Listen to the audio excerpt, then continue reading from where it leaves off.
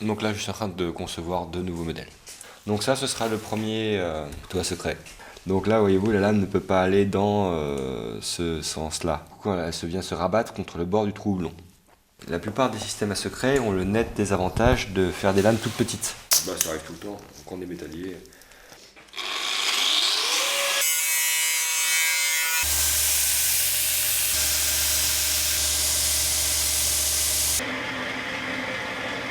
Je veux que le ressort s'affine à l'arrière pour faire comme une fusée. C'est une méthode du XVIIIe siècle. Donc là, j'ai fait le traçage. Et là, vous allez voir comment est-ce qu'on affine un ressort.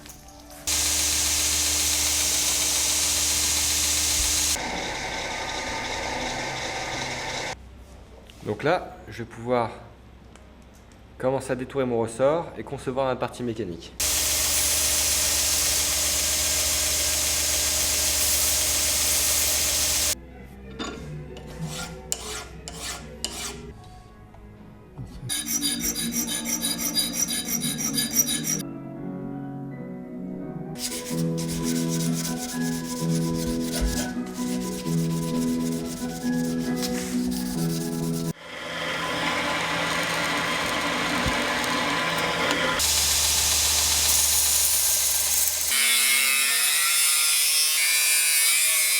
Donc là maintenant, je vais, pour finir de former la lame, attaquer le réglage de la mécanique en position fermée.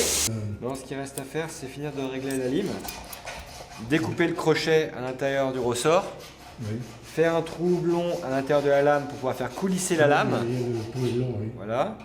Et une fois que ça c'est fait, je fais les moutures, le guillochage, donc là, une espèce de pseudo ciselure sur le dos du couteau, le marquage, la mise en tension et le traitement thermique.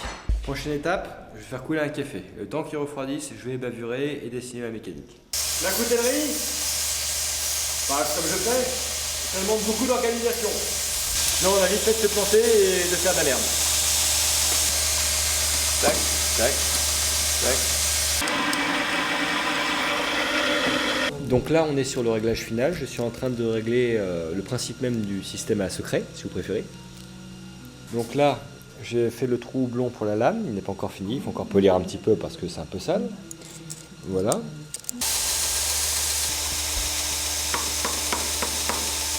Donc là, le tranchant est ébauché avant le traitement thermique, laissé avec une certaine épaisseur pour éviter de brûler le tranchant. Après le traitement thermique, il va être affiné jusqu'au rasoir.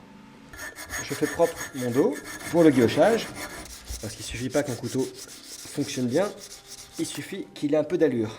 Et un guillochage léger et gracieux est la meilleure façon de séduire le client. Donc moi j'aime bien les guillochages un peu légers, pas les guillochages trop complexes, trop chargés.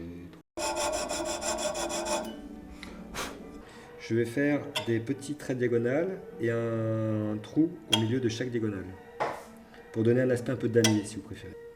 C'est sobre, élégant, pas cher.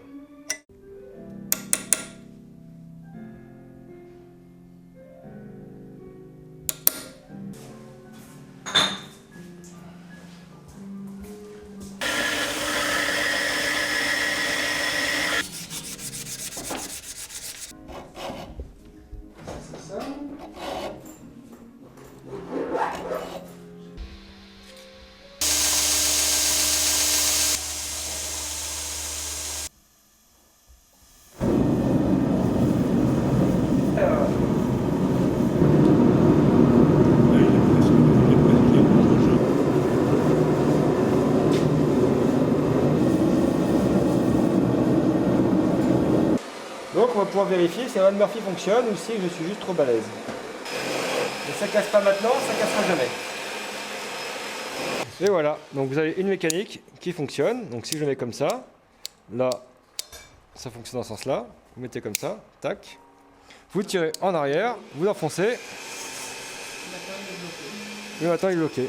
Le couteau fermant qu'on appelle une mécanique dite à entaille. C'est un poly mat en long, basiquement, avec une petite rigole que j'ai fait ici. J'ai changé les petites croix parce que ça ne rendait pas très bien. J'ai fait un pointillage martelé. Et donc du coup, pour ouvrir le couteau, il suffit de prendre la lame, comme ceci, et de la tirer en arrière. Comme ça, vous lâchez, vous voyez la pointe qui ressort. Après, vous ouvrez comme un couteau standard. D'accord. Voilà. Pour la refermer, vous le fermez comme un couteau normal. Vous tirez en arrière. Vous appuyez pour enfoncer. Encore un petit coup et c'est bon. Et là, il est complètement verrouillé en position fermée. C'est un système de couteau à secret du XVIIIe siècle. Alors ça, c'est un lohar afghan. Donc c'est une espèce de petite faux pliante. J'avais fait ça pour mon travail final d'apprentissage quand j'étais en école de coutellerie. Basiquement, ça fonctionne comme ça. Je me permets. Vous prenez le couteau et voilà, vous avez une faux pliante. Pour refermer, c'est un système qu'on appelle système à pompe. Vous appuyez sur le bouton qui est là, ça permet de refermer la lame, et sur celui à l'arrière. Comme ceci. Voilà.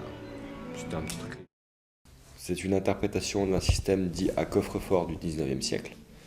Ces deux couteaux ont été fabriqués en même temps sur la même base. Vous pouvez voir qu'ils sont de largeur et de longueur légèrement différentes. Mais c'est à peu près le même modèle. Le corps du couteau tourne sur son axe, comme ça. Et bien vous avez des versions plus modernes qui ont été enregistrées au brevet dans les années entre 1890 et 1920 à peu près.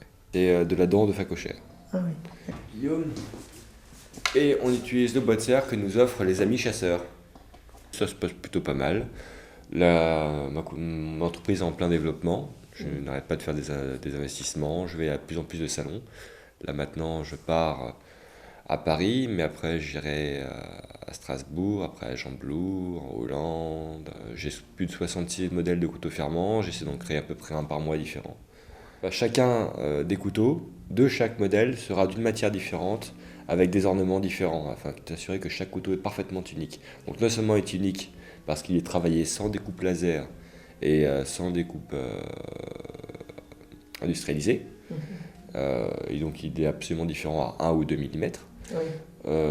Et en plus, il est différent parce qu'il n'aura certainement pas la même matière dessus. La coutellerie Antoniucci. Antoniucci, c'est italiano.